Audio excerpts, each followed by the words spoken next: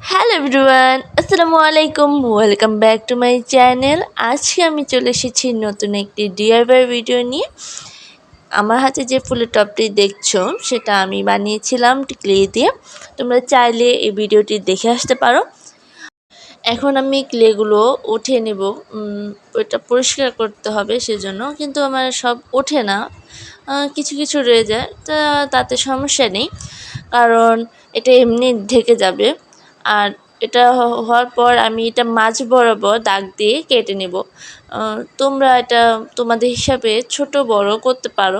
একটি কাটারের সাহায্যে আমি এটি মাঝ বরাবর কেটে নিচ্ছি। সুন্দরভাবে এটা কাটবো। আর আমার নিচের সাইড প্রয়োজন, উপরের সাইড আমার প্রয়োজন না। এটা কোনো একদিন এটা দিয়ে ডিআইওয়াই করে দেখাবো।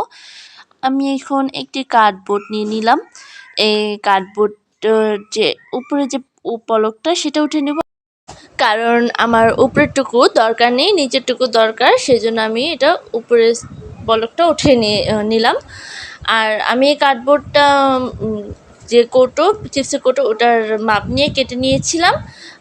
এটা আমি লাগাবো B6000 গ্লু দিয়ে। তোমরা তোমাদের কাছে যে সব গ্লু থাকে সেগুলো দিয়ে লাগিয়ে নিতে পারো। এখন কার্ডবোর্ডটি আমি চিপসের কৌটোতে লাগিয়ে নেব সুন্দরভাবে। আমি ভালোভাবে গ্লু অ্যাপ্লাই করে নিয়েছি। তোমরাও ভালোভাবে গ্লু অ্যাপ্লাই করে নিও, না হলে ছুটে যেতে পারে। এখন এটার উপরে আমি রং করব। তোমরা তোমাদের পছন্দ মতন রং করে নিতে পারো। আর আমি এটা ভালোভাবে রং অ্যাপ্লাই করে নিচ্ছি।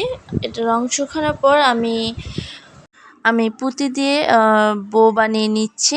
কারণ আমার কাছে রিবন ছিল না, তাই ভাবলাম পুঁতি দিয়েই করি। পুঁতি আছে যেহেতু, আমি B6000 যেটা ছিল গ্লু, আমি ওটা দিয়ে পুঁতিগুলো লাগিয়ে নিয়েছি।